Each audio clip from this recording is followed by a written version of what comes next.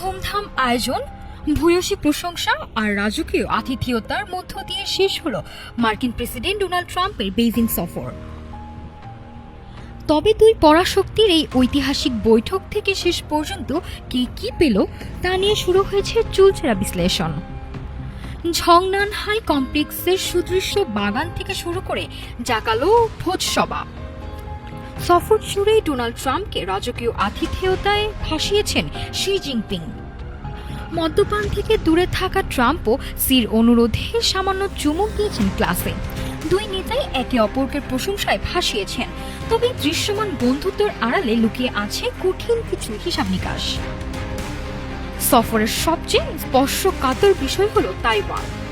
Xi Jinping স্পষ্ট ভাষায় ট্রাম্পকে সতর্ক করে বলেছেন, তাইওয়ান ইস্যুতে ভুল সিদ্ধান্ত দুই দেশকে সরাসরি সংঘর্ষে জড়াতে পারে।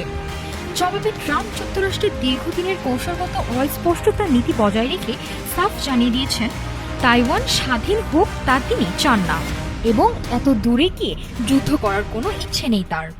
অন্যদিকে ইরান ইস্যুতে ট্রাম্প নিজেকে কিছুটা সফল দাবি করতেই পারেন।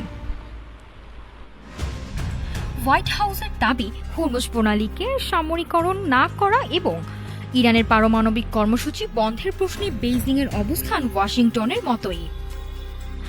এমনকি ইরান থেকে তেল কেনার নির্ভরতা কমিয়ে চীন ভবিষ্যতে যুক্তরাষ্ট্র থেকে আরও বেশি তেল কিনতে পারে, যার বিনিময়ে ইরানের তেল বিক্রির ওপর থাকা নিষেধাজ্ঞা তুলে নেওয়ার ইঙ্গিত দিয়েছেন ট্রাম্প।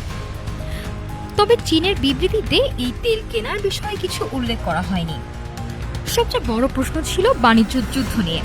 ট্রাম্প দাবি করেছেন তিনি চীনের সাথে দারুণ বাণিজ্য চুক্তি করেছেন, যার মধ্যে চীনের 200টি বোয়িং বিমান কেনা এবং আগামী 3 বছরে $10 বিলিয়ন মার্কিন কৃষিপণ্য কেনার বিষয়টিও রয়েছে। যদিও বোয়িং বা চীন সরকারের পক্ষ থেকে এই চুক্তির আনুষ্ঠানিক কোনো ঘোষণা এখনো আসেনি। তাহলে শেষ পর্যন্ত কি পাওয়া গেল? অমীমাংসিত অনেক ইস্যুর মাঝেও এই সফরের সবচেয়ে বড় বাস্তব ফলাফল হলো আগামী সেপ্টেম্বরে শি জিনপিং এর সম্ভাব্য ওয়াশিংটন সফর। ট্রাম্পের আমন্ত্রণ গ্রহণ করেছেন চীনা প্রেসিডেন্ট। নভেম্বরে মার্কিন শুল্ক আবার কার্যকর হওয়ার আগেই সির এই ওয়াশিংটন সফর ইঙ্গিত দিচ্ছে আপাতত যুদ্ধের চেয়ে বাণিজ্য ও কূটনীতিতে ভরসা রাখছে বিশ্বের এই দুই পরাশক্তি। নাফিসা সামিয়া, ঢাকা টুডে।